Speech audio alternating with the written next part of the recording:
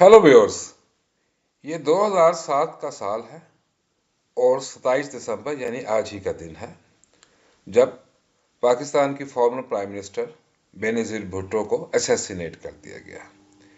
बेनज़ीर भुट्टो पाकिस्तान की एक लीडिंग लेकिन कंट्रोवर्शियल पॉलिटिशियन थी और उनकी पर्सनालिटी के डिफरेंट एस्पेक्ट्स थे। आज की वीडियो में हम जानने की कोशिश करेंगे कि बेनज़ीर भुट्टो असल में कौन थी। क्या बेनज़ीर भुट्टो वो थी जिन्होंने ज़ियाउल हक के मार्शल लॉ के खिलाफ बहुत ज़्यादा स्ट्रगल की? या बेनज़ीर भुट्टो वो थी जिन्होंने जनरल परवेज़ मुशर्रफ के मार्शल लॉ को सपोर्ट भी किया और फिर बाद में उनके साथ एक डील भी कर लिया? क्या बेनज़ीर भुट्टो वो थी जो एंटी एस्टैब्लिशमेंट थी, या बेनज़ीर भुट्टो वो थी जो एस्टैब्लिशमेंट की सपोर्ट से दूसरी दफ़ा प्राइम मिनिस्टर बनी? बेनज़ीर भुट्टो क्या डॉटर ऑफ द ईस्ट थी जो पाकिस्तान में अमेरिकन इंटरफेरेंस या फॉरेन इंटरफेरेंस के खिलाफ थी, या असल में बेनज़ीर भुट्टो वो थी जिन्होंने अमेरिका से बार बार रिक्वेस्ट की कि वो उनको हुकूमत में वापस ले जाए? क्या बेनज़ीर भुट्टो वो थी जो कि आर्मी की पॉलिटिक्स में इंटरवेंशन के खिलाफ थी, या बेनज़ीर भुट्टो वो थी जिन्होंने आर्मी को मेडल ऑफ डेमोक्रेसी दिया? क्या बेनज़ीर भुट्टो एक असूल परस्त सियासतदान थी, या बाकी सियासतदानों की तरह उनका भी सिर्फ एक ही मकसद था और वो ये था कि किसी भी तरीके से पावर या सत्ता को हासिल किया जाए? हम आपको 2007 के शुरू में ले चलते हैं। परवेज़ मुशर्रफ उस वक़्त पाकिस्तान के प्रेसिडेंट भी हैं और आर्मी चीफ भी हैं और उनकी पोजीशन बहुत स्ट्रॉन्ग है। वज़ीर आज़म शौकत अजीज़ है जो उनके लॉयलिस्ट हैं। उनके मेन पॉलिटिकल सपोर्टर गुजरात के मशहूर चौधरी फैमिली है। इसके अलावा क्योंकि पाकिस्तान अमेरिका का वॉर ऑन टेरर में एलाई रहा है, तो अमेरिकन ने पाकिस्तान को काफ़ी इकोनॉमिक असिस्टेंस प्रोवाइड की है, जिसकी वजह से इकोनॉमी की हालत भी काफ़ी अच्छी है। जनरल मुशर्रफ के दोनों बड़े opponents former prime ministers Nawaz Sharif और बेनज़ीर भुट्टो इस वक्त मुल्क से बाहर हैं, एग्जाइल में हैं। अगरचा भुट्टो और शरीफ के दरमियान एक एग्रीमेंट हो चुका है जिसको चार्टर ऑफ डेमोक्रेसी कहा जाता है, लेकिन इससे मुशर्रफ को कोई खतरा नहीं है। लेकिन इसके बावजूद मुशर्रफ को कुछ तशवीश, कुछ परेशानी लाहक है। एक तो यह है कि वो तकरीबन 10 साल से आर्मी चीफ हैं और उन पे सीनियर जनरल का प्रेशर है कि वो आर्मी चीफ का जो ऑफिस है उसको खाली करते हैं। इसके अलावा सुप्रीम कोर्ट जो है वो ज़्यादा से ज़्यादा जुडिशल एक्टिविज्म दिखा रहा है, जिससे हुकूमत को के लिए काम करना काफ़ी मुश्किल हो गया है। और 2007 के आखिर में सदर के और पार्लियामेंट्री इलेक्शन है और मुशर्रफ ये चाहते हैं कि उन दोनों इलेक्शंस का जो रिजल्ट है वो उनकी फेवर में हो। देयरफॉर वो कोशिश करते हैं कि उनकी पॉलिटिकल सपोर्ट जो है वो ज़्यादा इंक्रीज हो जाए। अब मुशर्रफ के पास दो चॉइसेस हैं, या तो वो साबका प्राइम मिनिस्टर नवाज शरीफ के साथ हाथ मिला लें, लेकिन क्योंकि उन्होंने 99 में नवाज शरीफ की हुकूमत को ख़त्म किया था, लिहाजा ये ऑप्शन ज़्यादा प्रैक्टिकेबल नहीं नज़र आती। दूसरी ऑप्शन ये है कि वो साबका प्राइम मिनिस्टर बेनज़ीर भुट्टो के साथ हाथ मिला लें, जो कि काफ़ी फीजेबल ऑप्शन लग रही है। तो मुशर्रफ और बेनज़ीर के दरमियान एक नेगोशिएशन स्टार्ट होती हैं, लेकिन ये किसी नतीजे पे नहीं पहुंच सकती। उसकी वजह यह है कि बेनज़ीर भुट्टो की जो की डिमांड है वो मुशर्रफ के लिए मानना मुश्किल है। अब वो की डिमांड क्या है इसके बारे में आपको आगे चल के बताएंगे। लेकिन फिर 9 मार्च 2007 को एक ऐसा इवेंट होता है, मुशर्रफ एक ऐसा फैसला करते हैं जो कि पाकिस्तानी सियासत का पूरा नक्शा ही तब्दील कर देता है। हुआ यह कि चीफ जस्टिस ऑफ पाकिस्तान तहार मोहम्मद चौधरी, जिन्हें कुछ साल पहले परवेज़ मुशर्रफ ही ने अपॉइंट किया था, वो कुछ ज़रूरत से ज़्यादा ही जुडिशल एक्टिविज्म दिखा रहे हैं और इसके नतीजे में हुकूमत का काम करना काफ़ी मुश्किल हो गया। तो 9 मार्च 2007 को जनरल परवेज़ मुशर्रफ उनको उसके ओहदे से सैक कर देते हैं या सस्पेंड कर देते हैं। ये किसी ने भी नहीं सोचा था कि इफ्तिखार मोहम्मद चौधरी के खिलाफ जो फैसला होगा उसका इतना बड़ा रिएक्शन आएगा। एक लॉयर मूवमेंट स्टार्ट हो जाती है जो आहिस्ता आहिस्ता एक पॉलिटिकल और एक पॉपुलर मूवमेंट में तब्दील हो जाती है, और जस्टिस इफ्तिखार चौधरी दिनों में ही पाकिस्तान के अवाम मकबूल तरीन जो है वो पॉलिटिकल लीडर की तरह उनका एक स्टेटस बन जाता है। और इसके नतीजे में मुशर्रफ का जो गवर्नमेंट है, मुशर्रफ की अपनी पोजीशन, क्योंकि ये फैसला उन्होंने खुद किया था, वो बहुत ज़्यादा वीक हो जाती है। अब मुशर्रफ मजबूर हो जाते हैं कि बेनज़ीर भुट्टो के साथ एग्रीमेंट करें उनकी शराइत के ऊपर, यानी कि बेनज़ीर की कंडीशंस पे। और जो एग्रीमेंट होता है उसके नतीजे में मुशर्रफ 5 अक्टूबर 2007 को एक ऑर्डिनेंस इशू करते हैं जिसको नेशनल रिकन्सिलिएशन ऑर्डिनेंस या एनआरओ कहा जाता है। एनआरओ का बेसिक पर्पस ये था कि पाकिस्तान में जितने भी पॉलिटिकल केसेस हैं वो सब खत्म हो जाएंगे, हुकूमत तमाम केसेस को विड्रॉ कर देगी और उसका फ़ायदा बेनज़ीर को होगा, उनके हस्बैंड आसिफ जरदारी को होगा, पीपल्स पार्टी के बाकी लीडर, उसके अलावा नवाज शरीफ और बाकी सियासतदानों को भी होगा। और इसके नतीजे में पीपल्स पार्टी इस बात को यकीनी बनाएगी कि मुशर्रफ की जो सेकंड टर्म है उसके लिए वो दोबारा प्रेसिडेंट इलेक्ट हो जाए। एनआरओ के कुछ अर्से बाद बेनज़ीर भुट्टो पाकिस्तान वापस आ जाती हैं और अपनी पॉलिटिकल कैंपेन शुरू कर देती हैं क्योंकि इलेक्शन होने वाले हैं। और कुछ दिनों के बाद नवाज शरीफ भी पाकिस्तान में वापस आ जाते हैं। इससे पहले कि हम आगे चलें, आपसे रिक्वेस्ट है कि प्लीज़ काइंडली मेरे चैनल को सब्सक्राइब कर लें ताकि मैं इस तरह की मज़ीद इंफॉर्मेटिव वीडियोस आपके साथ शेयर कर सकूं। बेनज़ीर भुट्टो 1953 में कराची में पैदा हुई। उनके grandfather sir Shahnawaz Bhutto independence से पहले इंडिया के जो प्रिंसली स्टेट थी जूनागढ़, उसके प्राइम मिनिस्टर रह चुके थे। बेनज़ीर के वालिद जुल्फ़िकार अली भुट्टो थे जो बाद में पाकिस्तान के प्राइम मिनिस्टर बने, और वह 4 बहन भाइयों में सबसे बड़ी थी। अपने फ्यूडल और फैमिली ट्रेडिशन के मुताबिक उन्होंने हार्वर्ड यूनिवर्सिटी और बाद में ऑक्सफोर्ड यूनिवर्सिटी से एजुकेशन हासिल की। बेनज़ीर भुट्टो 1977 में पाकिस्तान वापस आई और उनके आने के कुछ अरसे के बाद जनरल मोहम्मद ज़ियाउल हक ने उनके वालिद और प्राइम मिनिस्टर जुल्फ़िकार अली भुट्टो की हुकूमत ख़त्म कर दी। भुट्टो को 4 अप्रैल 1979 को फांसी दे दी गई और पार्टी की क़यादत बेनज़ीर भुट्टो ने संभाल ली। अगले 5 साल वो ज़्यादातर हाउस अरेस्ट रही, लेकिन जब भी उन्हें मौका मिलता वो प्रेस के साथ इंटरेक्ट करती और ज़िया की पॉलिसीज़ पे क्रिटिसाइज़ करती। 1984 में वो पाकिस्तान से बाहर चली गई, लेकिन 2 साल बाद वो वापस आ गई। और जब वो वापस आई तो उनका बहुत ज़्यादा बड़ा इस्तकबाल किया गया, और जो उस वक्त उन्होंने लाहौर में एक पब्लिक मीटिंग की थी, जलसा किया था, उसके बारे में कहा जाता है कि वो पाकिस्तान की तारीख का अब तक सबसे बड़ा जलसा था। उन्होंने ज़िया के ख़िलाफ़ जो पॉलिटिकल मूवमेंट थी उसकी क़यादत संभाल ली। 17 अगस्त 1988 को जनरल ज़ियाउल हक एक प्लेन क्रैश में मारे गए। जो नई पाकिस्तान की लीडरशिप आई उन्होंने ये फैसला किया कि पाकिस्तान में नए इलेक्शंस होंगे।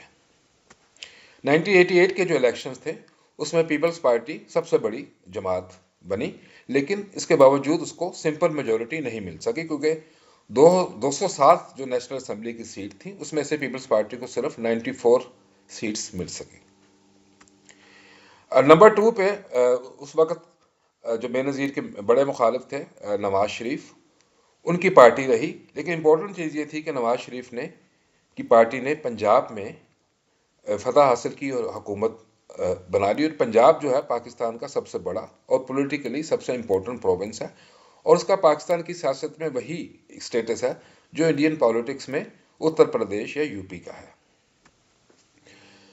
पाकिस्तान के आइन में उस वक्त ये था कि प्राइम मिनिस्टर को अपॉइंटमेंट का फैसला प्रेसिडेंट करेगा।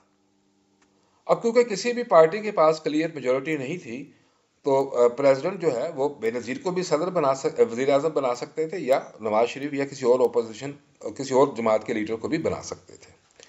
काफ़ी सोच विचार और ले दे के बाद ये फैसला हुआ कि बेनज़ीर को वज़ीर आज़म बनाया जाए, जो कि 2 दिसंबर 1988 को मुस्लिम वर्ल्ड की फर्स्ट खातून लेडी प्राइम मिनिस्टर जो हैं वो बन गई।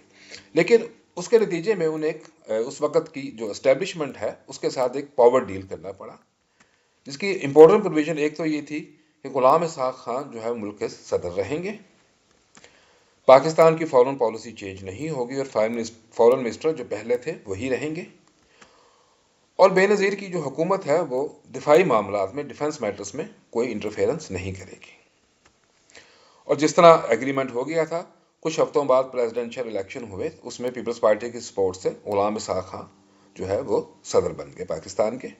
उनके जो बड़े मुखालिफ थे उस इलेक्शन में नवाबजादा नसरुल्लाह खां थे, जो कि एक वेटरन पॉलिटिशियंस थे। और बेनज़ीर के मुख्तलिफ जो सख्त दिन थे ज़िया के दौर में, उन्होंने काफ़ी पीपल्स पार्टी की सपोर्ट भी की थी, लेकिन बेनज़ीर भुट्टो ने उनको बिट्रे कर दिया और उन्हें सपोर्ट नहीं किया। बेनज़ीर भुट्टो की हुकूमत में आने से कुछ महीने पहले उस वक़्त की जो केयर टेकर गवर्नमेंट थी, उन्होंने IMF के साथ एक एग्रीमेंट भी किया जिसको स्ट्रक्चरल एडजस्टमेंट प्रोग्राम कहते हैं। और बेनज़ीर भुट्टो को ये भी बताया गया कि आपने इस प्रोग्राम पे अमल करना है। इन तमाम कंसेशन देने के बावजूद बेनज़ीर भुट्टो की हुकूमत को 6 अगस्त 1990 में 2 साल से भी कम अरसे के बाद ख़त्म कर दिया गया। प्रेसिडेंट ने उन्हें डिसमिस कर दिया। नवाज शरीफ इलेक्शन हुए और नवाज शरीफ नए वज़ीर आज़म इलेक्ट हो गए और उन्हें अपॉइंट कर दिया गया। लेकिन 18 अप्रैल 1993 को उस वक्त प्रेसिडेंट ने नवाज शरीफ को भी डिसमिस कर दिया। नवाज शरीफ को सुप्रीम कोर्ट ने रिस्टोर कर दिया, लेकिन बेनज़ीर भुट्टो की मदद से गुलाम इसहाक खान ने और एस्टेब्लिशमेंट ने नवाज शरीफ को मजबूर किया कि वो इस्तीफ़ा दे दें। तो 18 अगस्त 1993 को प्राइम मिनिस्टर नवाज शरीफ ने रिज़ाइन कर दिया। 1993 में इलेक्शन हुए जो कि पीपल्स पार्टी ने जीत लिए और उसको 207 में से 89 सीट्स मिली। बेनज़ीर भुट्टो के दौर में कुछ इंपॉर्टेंट, जो सेकंड टर्म थी उसमें कुछ इंपॉर्टेंट डेवलपमेंट्स भी हुई। फॉर एग्जांपल, उस वक्त जो चीफ जस्टिस थे नसीम हसन शाह, वो जून 1994 में रिटायर हो गए। तो उनके जगह पे बेनज़ीर भुट्टो ने जिन्हें चीफ जस्टिस बनाया, वो उनका नाम था सजाद अली शाह, जो कि उस वक्त जजों की, जो सुप्रीम कोर्ट के जजेस हैं, उनकी सीनियरिटी लिस्ट में तीसरे नंबर पे थे। इससे पहले पाकिस्तान में ये एक ट्रेडिशन थी, ये एक प्रिंसिपल था कि जो सीनियर मोस्ट सुप्रीम कोर्ट का जज है वो चीफ जस्टिस बनेगा, लेकिन बेनज़ीर भुट्टो ने इस प्रिंसिपल को डिसरिगार्ड कर दिया। अब उन्होंने जस्टिस शाह को क्यों, एक जूनियर जज को क्यों चीफ जस्टिस बनाया, तो उसकी दो बड़ी रीजंस थी। एक तो ये था कि जस्टिस शाह का ताल्लुक भी भुट्टो की तरह सिंध से था और बेनज़ीर भुट्टो इस वजह से उन्हें काफ़ी पसंद करती थी। दूसरी अहम वजह यह थी कि जब 1993 में सुप्रीम कोर्ट ने नवाज शरीफ को बहाल किया, तो सिर्फ एक जज ने नवाज शरीफ की रेस्टोरेशन की मुखालफत की थी और वो जो जज थे उनका नाम सैयद सजाद अली शाह था। लेकिन किस्मत की बात ये देखें कि जब 1996 में बेनज़ीर भुट्टो की हुकूमत को दोबारा डिसमिस कर दिया गया, तो ये मामला दोबारा सुप्रीम कोर्ट के पास गया और उस वक्त सुप्रीम कोर्ट के जिस बेंच ने ये कहा कि सदर ने बेनज़ीर भुट्टो को सही डिसमिस किया है, उस बेंच की क़यादत भी जस्टिस सजाद अली शाह ही कर रहे थे। एक इम्पोर्टेंट जो बेनज़ीर दौर में डेवलपमेंट हुई थी वो था तालिबान का राइज। जो तालिबान जो है वो बहुत एक रेट्रोग्रेसिव ग्रुप था और बेनज़ीर के उस वक़्त के जो इंटीरियर मिनिस्टर थे, जो ख़ुद भी एथनिकली पख्तून थे, नसीरुल्लाह बाबर, वो कहा करते थे कि मैं जो तालिबान का आर्किटेक्ट हूँ, उनको लाने वाला हुकूमत में मैं हूँ। तो ये बात भी एक अजीब सी लगती है कि बेनज़ीर भुट्टो जो ख़ुद बड़ी प्रोग्रेसिव लीडर थी और कहती थी अपने आप को, लेकिन उनकी हुकूमत ने तालिबान को हुकूमत में आने की में मदद की। पहले एक बड़ा उनका जो फैसला ये था कि उन्होंने ऑपरेशन ब्लू फॉक्स कराची में शुरू किया, जिसका बेसिक मकसद ये था कि कराची जो पाकिस्तान का सबसे बड़ा शहर है उसमें लॉ एंड ऑर्डर को रिस्टोर किया जाए। लेकिन बास क्रिटिक्स के पॉइंट ऑफ व्यू में ये था कि ये जो ऑपरेशन था ये MQM के खिलाफ शुरू किया गया था और उसमें MQM के बहुत से वर्कर्स और लीडर्स को निशाना बनाया गया। इसकी एक और बड़ी आउटकम ये थी कि उसमें एक रोग, जैसे पुलिस मैन होते हैं, जैसे इंडियन मूवीज़ में दिखाया जाता है एनकाउंटर स्पेशलिस्ट, वो राइज हुए और वो इतने पावरफुल बन गए कि वो किसी भी शख्स को, चाहे वो इनोसेंट हो या गिल्टी हो, वो मार दिया करते थे। और इन्हीं में से एक रोग जो पुलिस मैन थे, उनकी फायरिंग से 20 सितंबर 1996 को बेनज़ीर भुट्टो के भाई मुर्तज़ा भुट्टो, जो उस वक्त उनके सियासी मुखालिफ बन गए थे, उनको कराची में उनके घर के बाहर मार दिया गया। नवाज शरीफ बेनज़ीर की हुकूमत ख़त्म होने के बाद नवाज शरीफ दोबारा दूसरी दफ़ा वज़ीर आज़म बन गए, लेकिन फिर जनरल परवेज़ मुशर्रफ ने 12 अक्टूबर 99 को उनकी हुकूमत को ख़त्म कर दिया। और इंटरेस्टिंग चीज़ ये है कि जब उनकी हुकूमत ख़त्म हुई तो बेनज़ीर भुट्टो जो उस वक्त पाकिस्तान से बाहर थी, उन्होंने इस इक़दाम की मिलिट्री इंटरवेंशन को सपोर्ट किया। उन्होंने कहा, has happened. Usually, coups take place against democratic leaders. Here, a coup has taken place against an unpopular despot who was hounding the press, the judiciary, the opposition, the foreign investors. And when he decided to divide the army, the last institution left, the army reacted. तो ये कह रही हैं कि क्योंकि नवाज शरीफ डिस्पोर्ट बन चुके थे, लिहाजा आर्मी ने उनको हटा के ठीक किया। तो एक एक्स्ट्रा कॉन्स्टिट्यूशनल जो एक्ट था, उसकी बेनज़ीर भुट्टो ने पब्लिकली उसको सपोर्ट किया। बहरहाल चीज़ें चलती रहीं और 2006 में नवाज शरीफ और बेनज़ीर के दरमियान जो बोले एक स्ट्रॉन्ग पॉलिटिकल एडवाइजरीज थे, इनके दरमियान एक एग्रीमेंट हो गया जिसको कहते हैं चार्टर ऑफ डेमोक्रेसी। और ये एग्रीमेंट लंदन में हुआ था और जिसका बुनियादी क्लॉज ये थी कि दोनों पार्टीज मिलके मिलिट्री रजीम के खिलाफ जो है वो ज्वाइंट एफर्ट करेंगे। लेकिन इसके बावजूद उसके साथ साथ बेनज़ीर भुट्टो क्योंकि वो पावर में आना चाहती थी, तो वो परवेज़ मुशर्रफ के साथ एक डील करने के लिए भी वो उनकी कोशिश जारी रही। इस वजह से बहुत से क्रिटिक चार्टर ऑफ डेमोक्रेसी को चार्टर ऑफ हिपोक्रेसी या मुनाफिकत का मुआहदा भी कहते हैं। तो ओवरऑल बेनज़ीर भुट्टो की जो स्ट्रेटेजी थी उसके 4 एस्पेक्ट थे। It was a 4 prong strategy. एक उसका एलिमेंट ये था कि परवेज़ मुशर्रफ के साथ एंगेजमेंट की जाए, उनके साथ एग्रीमेंट किया जाए, और दूसरी तरफ साथ साथ जो मुशर्रफ के खिलाफ पॉपुलर मूवमेंट चल रही है उसमें भी हिस्सा लिया जाए ताकि मुशर्रफ वीक हो जाए और बेनज़ीर की टर्म्स के मुताबिक उनसे एग्रीमेंट कर लें। साथ साथ उन्होंने नवाज शरीफ के साथ भी एंगेजमेंट जारी रखी। और सबसे अहम जो उनका ये था कि उन्होंने अमेरिकन जो गवर्नमेंट थी, अमेरिकन एडमिनिस्ट्रेशन थी, जो उस वक्त प्रेसिडेंट जॉर्ज बुश थे और उनकी जो सेक्रेटरी ऑफ स्टेट थी कंडोलीज़ा राइस, उनको अभी अप्रोच किया कि हुकूमत में आने के लिए वो उनकी मदद करें। अमेरिका की कोशिशों से जनरल परवेज़ मुशर्रफ और बेनज़ीर भुट्टो के दरमियान दुबई में 2 मीटिंग्स हुई, जनवरी और जुलाई 2007 में, जिनमें उनके बहुत से मामला जो थे वो तय पा गए थे।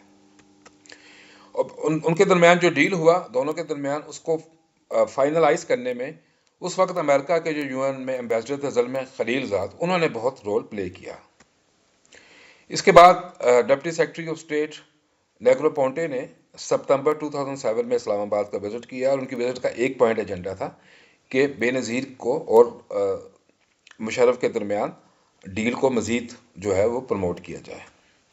मार्क सीगल जो अमेरिकन लॉबिस्ट ऑथर हैं, बेनज़ीर भुट्टो के पर्सनल फ्रेंड भी थे, वो लिखते हैं कि मुशर्रफ और बेनज़ीर आने से पहले पाकिस्तान में कुछ गारंटीज चाहती थी। तो ये गारंटी ज़ाहिर है उन्हें सिर्फ अमेरिका दे सकता था। तो उनकी बार बार रिक्वेस्ट करने पर American secretary of state Condoleezza Rice ने उन्हें एक कॉल की दुबई में 2nd वीक ऑफ अक्टूबर 2007 में, जिसमें उन्हें यकीन दिलाया गया कि अगर वो पाकिस्तान जाएं तो उनको हुकूमत में आने से नहीं रोका जाएगा। उसके कुछ ही दिनों के बाद, तकरीबन 1 हफ्ते के बाद, बेनज़ीर भुट्टो 18 अक्टूबर 2007 को पाकिस्तान वापस आ गए। लेकिन जब वो कैंपेन कर रही थी पिंडी में, तो उस वक्त एक जलसे के फौरन बाद उनको निशाना बनाया गया और वो उनका इंतकाल हो गया। बेनज़ीर भुट्टो को अगर हम कहा जाए तो वो एक बहुत एस्ट्यूट पॉलिटिशियन थी और वो जानती थी कि राइट पॉलिटिकल मूव जो है वो कैसे की जाए। इसके अलावा वो डेमोक्रेसी कार्ड जो है, ये पीपल्स कार्ड जो है, उसको खेलने में बहुत माहिर थी और वो जानती थी कि किस पत्ते को किस तौर पे इस्तेमाल किया जाए। अगर ये कहा जाए कि वो डेमोक्रेट थी तो उसका जवाब होगा कि नहीं। अपने पर्सनल लाइफ में भी और अपनी पॉलिटिकल लाइफ में भी उनका डेमोक्रेसी से कोई ज़्यादा ताल्लुक नहीं था। वो बुनियादी तौर पर राइल पॉलिटिक या हकीकी सियासत में या सतह पे यकीन रखती थी कि हर कीमत पे ताकत को हासिल किया जाए। उम्मीद है आपको ये वीडियो पसंद आई होगी। आपसे रिक्वेस्ट है कि प्लीज़ मेरे चैनल को सब्सक्राइब करें। Thank you for your time.